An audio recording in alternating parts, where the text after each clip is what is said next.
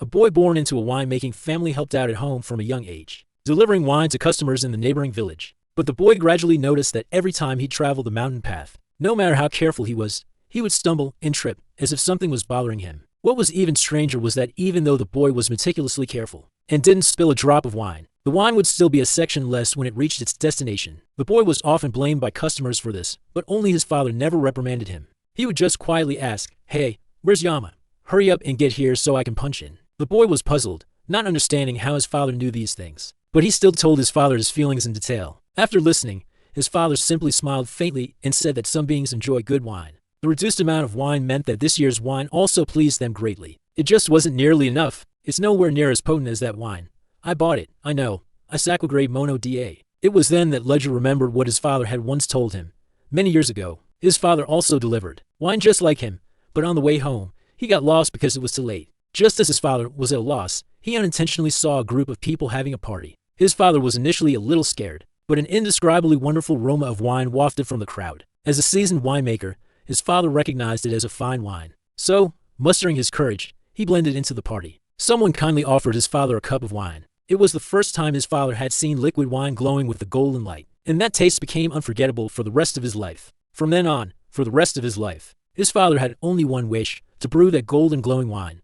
But no matter how hard he tried, he never succeeded. Instead, his health deteriorated, forcing him to admire it from afar and rest. Unable to continue brewing, his son, Leju, took over his father's burden. However, as a young man, he simply couldn't achieve what his father had. To follow in his father's footsteps, Leju tried every method to exchange for rice and water, but it was still futile. But then, one day, Leju had a sudden thought.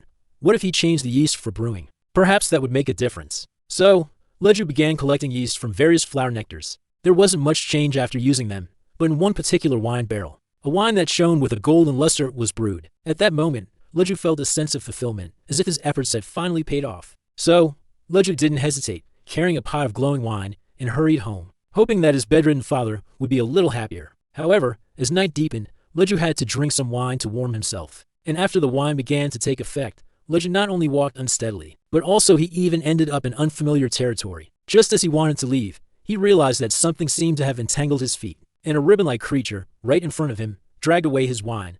Leju quickly gave chase, unknowingly running a long distance. After finally managing to snatch back his wine, he realized he was lost, and in front of him, it seemed there was a gathering. Before Leju could figure out the situation, a voice sounded, "Then you wait first." "Oh, what?"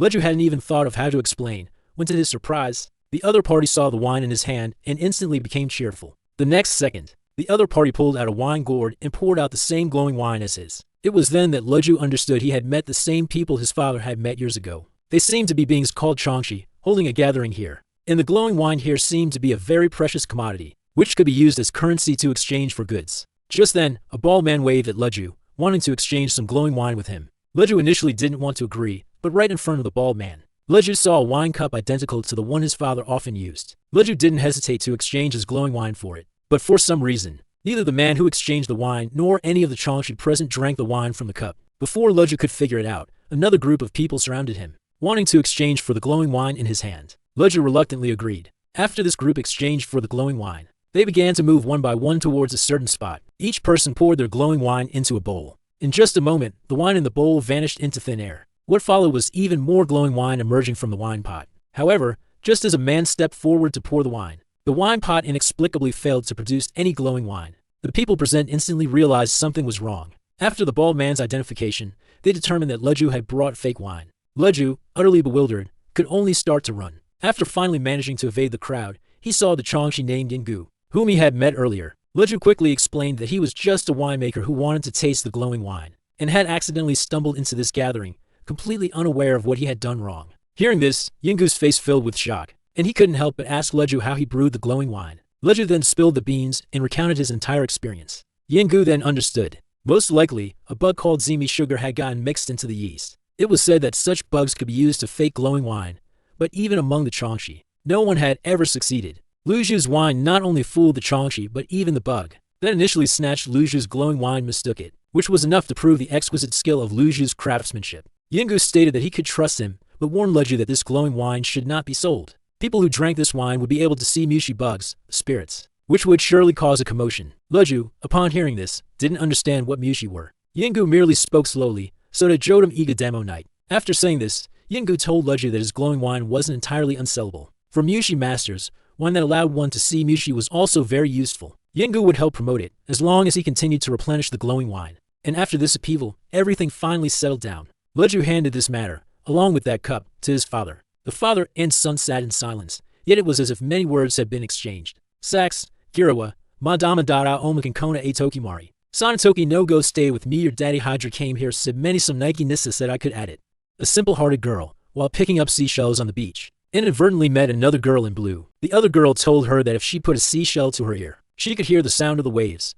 The girl did as she was told and indeed heard the surging sound of the waves. From that day on, the girl Wei Nai became fascinated with this sound. Whenever she had the chance, she would come to the beach to listen to the sounds emanating from different seashells. However, on this particular day, as the girl picked up a seashell as usual, a strange sound came from within. It totally not good. When Wei Nai woke up again, the blue-clad girl from last time was in front of her. Wei Nai wanted to share the bird song from the seashell with her, but suddenly realized she couldn't make any sound at all. Just then, her father suddenly appeared, angrily warning Wei Nai not to talk to anyone in the village, especially the girl named Zima.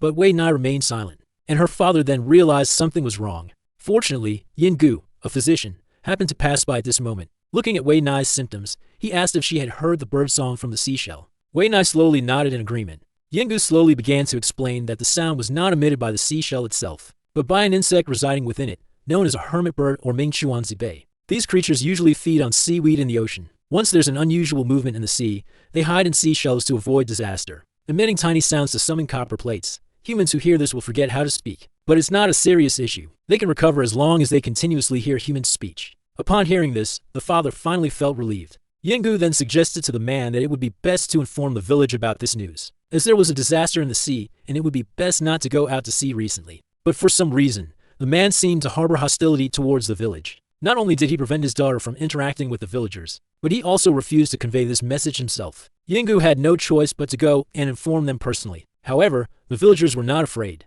Born and raised by the sea, they had stopped going out to sea more than 10 years ago and were recently trying to find ways to farm fish in the nearshore waters. Yingu curiously asked for the reason, and an old man recounted the past events. More than 10 years ago, the village chief led people out to sea and encountered sharks. The village chief's wife and a pearl diver were simultaneously in the water. The village chief saved his wife, but the other pearl diver was accidentally eaten by a shark because she was pulled up too late, and her blood stained the entire sea area. The pearl diver's husband was not on the boat at the time, so the village chief could only kneel before him and apologize. But the man just said silently, "So much helplessness.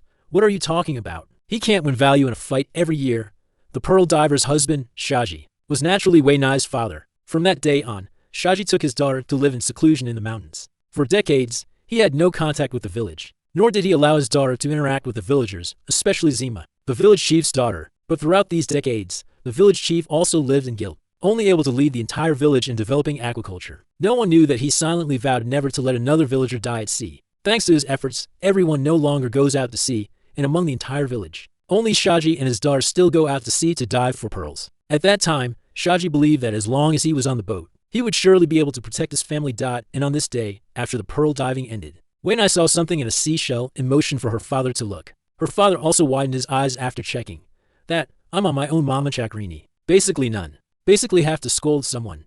And just after Shaji had finished instructing his daughter, the village chief came calling. Having learned from Yingu that there was going to be a disaster at sea, he quickly conveyed this message to Shaji. After telling him this, the village chief once again apologized for the incident years ago and invited Shaji to return to the village. Now that aquaculture was developing well, there would be no danger in returning to the village. He had been working hard for this matter for so many years. However, without any surprise, Shaji still refused the village chief. The village chief slowly said, "O Maino Gatada, Alucinano Audu Bagajana, Anato, Moyuzui no Sin." The village chief's words pierced directly into Shaji's heart. As he said, the person Shaji resented more was himself, the one who reached out to a closer person in a life-and-death situation. No, he understood the village chief's choice. What he couldn't forgive was himself, who wasn't by his wife's side. But perhaps out of cowardice, perhaps out of regret, Shaji could only take his daughter and hide in the mountains. Faced with the village chief's persuasion, Shaji still remained silent.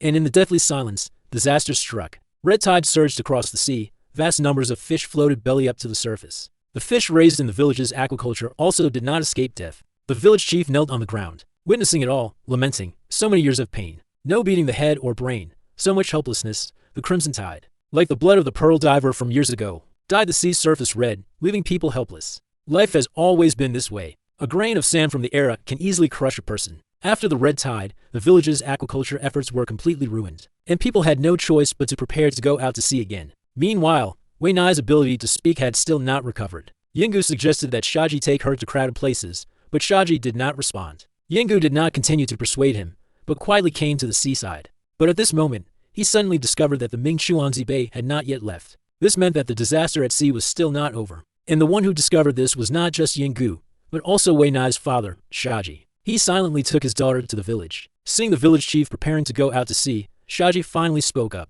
warning them not to go out to sea yet. After the red tide, there were still poisonous seashells in the sea. Yingu also arrived in time, similarly advising the village chief not to go out to sea. However, the village's aquaculture industry had already been abandoned, and everyone in the village needed to eat. Not going out to sea would inevitably lead to starvation, while going out to sea offered a slim chance of survival. But at this very moment, Shaji motioned to Wei Nai, who handed a small cloth bag to the village chief, saying, who in order to get CIGA to take the mainland to Tanzania. The mainland Kumali Semi-Aviation Network, BC Cardeli benefits Lima Masita well. What's in the card? My things don't have a motor, do they have gotta? The birds hiding in the seashells had not left, but a man emerged from the seashell named Sorrow. Yingu later heard that in that sea area, people often saw birds that had died from poisonous seashells. However, not a single person in that coastal fishing village died because of it. Later, under the influence of her companions, the girl gradually regained her ability to speak. She still picked up seashells as usual, but this time, she had many companions by her side. Minajan. How good are you, my good? Where did you not get it? HMM. The male doesn't have a boyfriend.